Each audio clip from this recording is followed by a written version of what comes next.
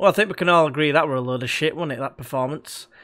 But yeah, this is a rant on Leeds United, and this one is called Where Do We Go Now? As the great man Axl Rose once said. I just want to start off with thanks, but first and foremost, for basically everyone's support so far. Every comment, like, and of course subscribe. Any new subscribers, thank you very much for supporting the channel. Like I said, I'm trying to keep doing this once a week. Tuesday, it seems to be the best day for me at the minute. Instead of recording, what have you. But also, I want to give a special shout out because he keeps badgering me at work to Sean. Yeah, all right, Sean. Yeah, you're gonna get off my case now. He's probably just going to take the piss out of us now. But yeah, he's been badgering for a shout out. You haven't given me a shout out yet, G. But there you go, mate. Now, to be honest with you, I'm giving you a shout out. You said you subscribed and stuff and you're watching it. So by you doing that, it's actually helping the channel. So cheers, mate, anyway. But yeah, getting into the actual video itself. And before I get into that, of course, which I always do this, remember, feel free to disagree at any point, whatever. Let us know in the comments why you disagree. You know, back it up as to why you think my opinion is wrong. We all have opinions, as I mentioned all the time, and everyone's got a different one. So sometimes we're in unison, but you never know. And yeah, just like to say thank you very much for the comments in the last video as well, because there was quite a lot of, I suppose there was a bit of unity in terms of the what people were saying. A couple of people pointed a few things out. Clive T mentioned that, you know, we always have to look for a scapegoat, and he's not wrong. At the minute, it seems to be Wiedveld. And he's kind of backed up to some degree. But anyway, I digress. But as a title suggests, as I said, where do we go now? In other words, where do we go from here? Obviously, the season, for me, it might not be for you, is pretty much over. I think it's going to be very tough to get past all the teams ahead of us to get into that 6th place minimum. It's a shame. Obviously, the start of the season that we had, it was really promising, let's just say that, and it's just petered away with a couple of bad runs, with a decent run in between, to get his hopes back up, of course. So with that in mind, you know, we might as well look towards next season, in my opinion. I mean, based on that, I mean, who do we keep? Who has a future? Who do we bring in? You know, do we sell any of the big players to get a load of money in and bring a load of other average players in? Best squad players, you know, quantity, not quality. We'll have to wait and see. And what you've got to think is, realistically, who we're going to get in. Is the likes of Kyle Bartley realistic? Is he going to be the same player after having that injury? You know, we've also got... We definitely need a new keeper, but who do we get in? Do we try and get Rob Green back for you know, unfinished business? Let us know what you think. I mean, I can't think off the top of my head any goalkeepers. I'm struggling. At the beginning of the season, I said Stockdale. Yeah, Leeds lad as well. But as I said in the last video about this, struggled at Birmingham. I mean, he's now a new, now got a new manager in Gary Monk, and Pep Clotette's back there along with James Beattie and other guy, Flanagan, is it, for the former Southend goalkeeper? I'm not entirely sure, but I'm sure you'll let us know. You know, have we actually got someone who's going to be good enough already in Tyler Roberts, but we're never going to see him because he's injured? I'll get into that shortly. It's probably not going to be as long as a normal one, because I haven't got a separate subject. It's more about this, in terms of the result against Middlesbrough and how shite that performance was, which we'll break down shortly. But before we do that, I just want to go ahead and say, what's your prediction for the scoreline against Wolves? Because Wolves are clearly the best team in the league. They've got the ridiculous players like Neves, who's, I mean, me based on my Football Manager, he was like a wonder kid for the last couple of years. I expect him to end up at a team like Bayern Munich or Juventus or someone like that. Not a championship side by any stretch of the imagination. Absolutely no chance. So and Diego Jota, the guy who's up front for them, is scoring a lot of goals for them. He's a current wonder kid on the current Football Manager as well. So it kind of goes without saying that I just feel like they've cheated, basically. But it is what it is. They're going up. We're probably not. So the one thing I will say is that Paul Heckingbottom, I listened to his press conference earlier, and the one thing I did pick up mainly was he says he'll learn a lot about his team after the game. It's two things to me that I picked up from that is, yeah, he'll decide at the end of the season, well, make up his mind for the end of the season whether he's keeping them or not, if they're going to be spineless like the one against Middlesbrough, or if they get a decent performance out of them, it might mean, well, actually, they might have something about them. We'll have to wait and see. Now, for me, Derby County are a better side than Middlesbrough, and we put up a good fight against them and nearly beat them. So what was different about Middlesbrough? I just did not understand why we were so poor. They were both games away from home as well, so you can't even put it down to we were at home or whatever. I just don't understand it at all. But the other thing I picked up is he's probably going to go with the same 11. Maybe an odd change here and there. I don't know, depending on fitness issues and whatever. But if he's saying, the next game will show exactly what they're made of, he's going to be picking most of them. I'd say at least 8 of them, surely. So I think that's to be expected. I think probably the only change will probably be Forshaw coming in, and maybe Pablo Hernandez, and that's the only ones I can see coming in realistically. So before I get into the actual game against Borough, break it down a little bit, who would be your starting lineup? Let us know in the comments below, of course. But the performance against Borough, absolutely everyone, I don't think any single player can come away with any credit at all. I mean, even the players that come in at half-time, you could even argue Forshaw, well, we started playing a little bit better. We did for about 10 minutes, but nowhere near a good enough standard to beat Middlesbrough. And it was just pretty much more of the same in the second half. It's felt like that to me, of course. Again, feel free to disagree. But Wiedveld, what can you say that hasn't already been said? I know he's a bit of a scapegoat, but he can't keep making the same mistakes. I mean, I saw, obviously, I mentioned it before about him having at one point he had the most clean sheets in the season. That's very good, but that's a whole defensive unit as well. Now, he's the leading player in the entire league, like outfield as well as outfield as well as in goal. He's the one who's made the most mistakes that have led to goals. But say no more. He's not even played the full season because Lonergan had a run of games. It says everything about the goalkeeper. And one thing, actually, going back to what Heckenbottom said, is one of the most important positions is the goalkeeper. He said you can't think of a successful team in the Championship that's gone up with not having a successful goalkeeper, if that makes sense. So having a decent goalkeeper. You need a top goalkeeper at this level. And unfortunately, we had one and we let him go. I've mentioned before, I can understand the reasons because he's not going to be part of the 5-year plan. But we all know why, don't we now? Because the big meeting about Artur Radrizzani and what's his face now? Angus Kinnear. They were about saying, it's because we couldn't guarantee him first team football. Big mistake getting a keeper in the first place, in my opinion. But it is what it is. Who knows? Maybe eventually it'll come good in about 6 years' time or something when the 5-year plan's done. But anyway, I'm badgering on about him. But yeah, I mean the whole defence underperformed really. I can't think of anyone that stood out at all. We made Stuart Downing look like a world-class player, it's just the cardinal sin in it really. I mean, come on, he's not that good. I remember him at one point doing someone who we shouldn't be doing for pace, and it just made me want to cry. It really did. It just summed it. In fact, no, it didn't sum us up. What summed us up was we had 0 shots on target. People are saying, no, we had one. We had one. I'm sorry, I'm not calling that one air shot that Ekuban did in the second half, which came through to Randolph, the goalkeeper, at half a mile an hour, which he could have literally whacked out his cock, got it erect for a little bit, like got it on a bit of a semi, and stopped it with that. It was that soft of a chance that he had, and all the time in the world. He could have made a cup of tea as well. But yeah, it just wasn't good.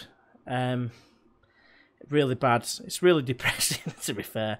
One positive, I've struggled to find a positive, and some people might not see it as a positive, but the fact was we were playing that shite at half time, or by half time rather.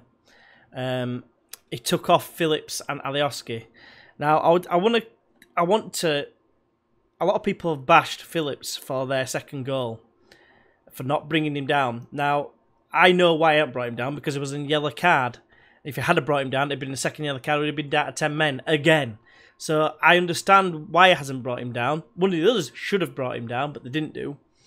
But people were having a go at Phillips because, as I've said before about players being made scapegoats, he's one of them as well. If it's not Wiedveld, it's him, it seems. Shagness is injured, so he's out of the reckoning for that at the minute. But yeah, I understand why he didn't put the tackle in. But it still doesn't change the fact that we conceded from it, does it really? And that's what makes it even worse. Now, one thing I will say about the actual result is that 2 of the goals for me, regardless, I mean, we deserved to lose anyway. We were shy, and we deserved that result. It probably flattered us a little bit. But 2 of the goals were offsides, unless a referee, and I know a couple of referees have commented before. Please tell me why they weren't offside. The second goal was marginal. For me, based on the line that was on the screen, his foot at least was offside, which as far as I was aware, if the foot's beyond the player, is offside. The second one, it seems to be clear cut. It's offside when the shot comes in. And you'd argue he's not interfering with play. But as soon as that ball, even though it comes off Pontus Jansson, gets into the penalty area, he becomes active while still being stood in an offside position. Now, does that not mean that he has, in fact, been interfering with play? And bear in mind, he is still kind of in the eye line of the, he'll be in the division of the goalkeeper, so he's technically going to be putting him off. Someone clear it up in the comments, if one of the ref guys, of course, or even if you've got your own opinion. Let us know. Am I wrong there to think he was offside? Because it seemed a bizarre one. Even commentator was saying he thought it was offside. Don Goodman, who never talks any good about us at all, even he said it. So it must be true if he said it, if it's in our favour. What else? I think the first half was epitomised by the fact that Lasogga had 10 touches in total. Surprisingly hard to say for some reason. In the first half, that was 10 touches. We were berating Roof for only having 13 touches the other week. I can't remember who that were against now. I think it were against Sheffield United. But like I said, in the second half, we made the changes. Vieira came on and Forshaw for Alioski and Phillips. And we played better for about 10 minutes, but not good enough.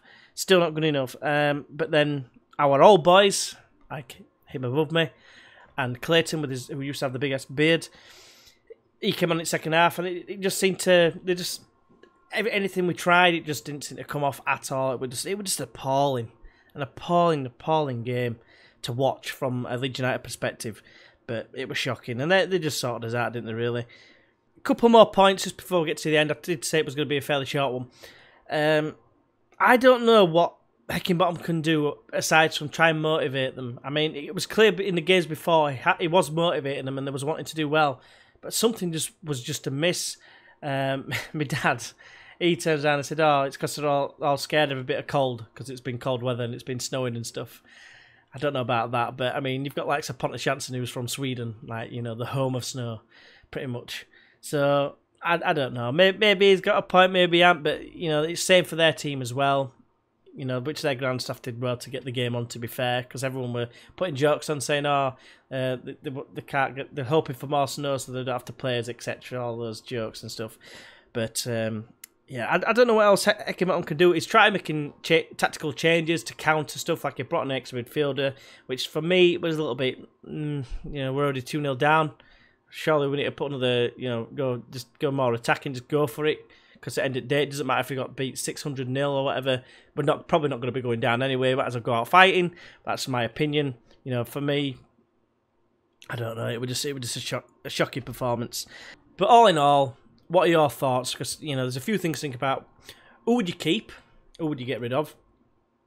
Who would you try and sign next season if you can think of anyone that realistic? You've got to remember, realistic. Can't be expected to sign Messi and Ronaldo. What formation would you say is the best to use? What players would you pick coming up to the end of the season? And what, I suppose, will be your potential lineup next season based on the transfers that you bring in? I suppose is one way of doing it. So I'd be interested to see everyone's thoughts on that.